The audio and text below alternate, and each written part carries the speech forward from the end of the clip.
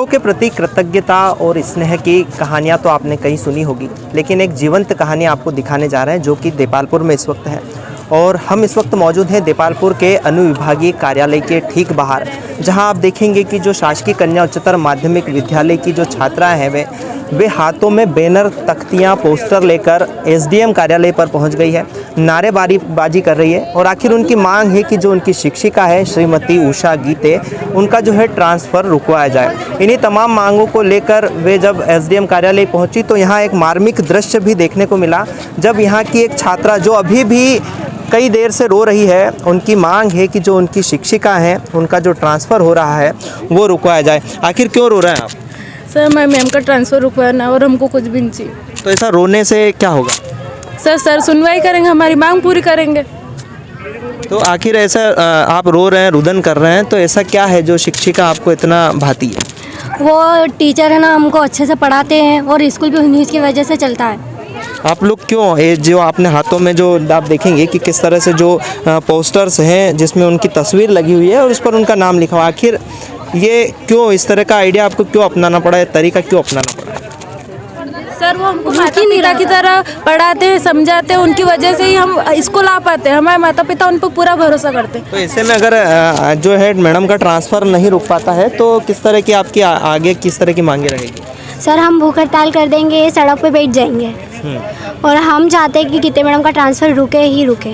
तो ऐसा क्यों है? मतलब दूसरे शिक्षक क्या पढ़ नहीं पढ़ाते? वो भी अच्छा पढ़ाते हैं सर, लेकिन उनकी बदौलत ही हमारा स्कूल चल रहा है। जिस तरीके से वो सब कुछ संभाल के रखते हैं तो हम चाहते हैं कि वही आगे भी हमें पढ़ाए।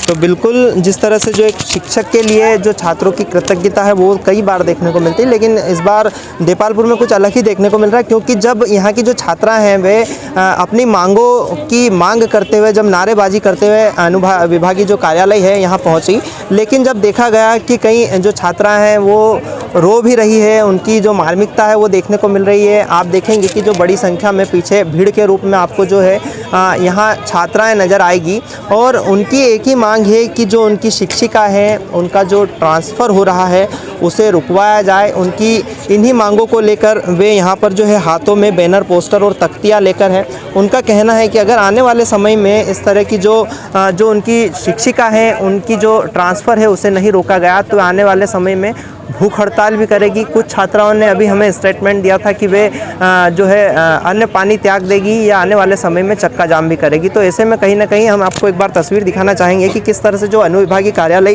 के ठीक हम बाहर है, अनुविभागीय अधिकारी के लिए ये सभी छात्राएं जो है इंतज़ार कर रही है। उनका कहना है कि जब तक सर आकर हमारा जो है ज्ञापन नहीं लेते तब तक हम नहीं जाएंगे। और वे जो है यहाँ की जो छात्राएं हैं वे लगातार जो नारेबाजी कर रही है और देखना यही होगा कि अब इनकी जो मांग है वो कितनी जायज़ है, शासन प्रशासन इस पर कब तक ध्यान देता है और कितने समय में इनकी मांग को पूरी कर लिया जाता है, या जो आने वाले समय में अगर ट्रांसफ़र होता है तो ऐसे में इन छात्राओं की तस्वीर किस तरह देखने को मिल सकेगी। यत्नेश सेन, देपालपुर लाइव।